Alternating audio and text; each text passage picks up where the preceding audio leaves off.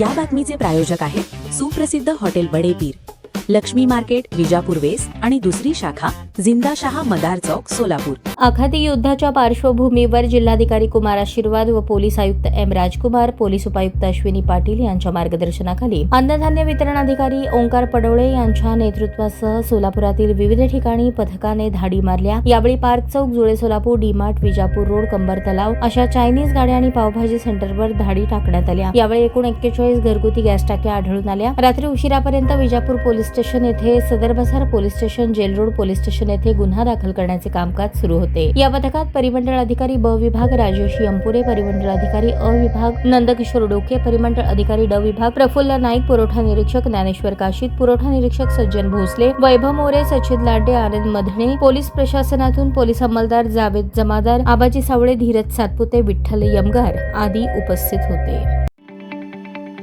ताज्या बातम्या पाहण्यासाठी प्राईम महाराष्ट्र न्यूज चॅनलला सबस्क्राईब करा.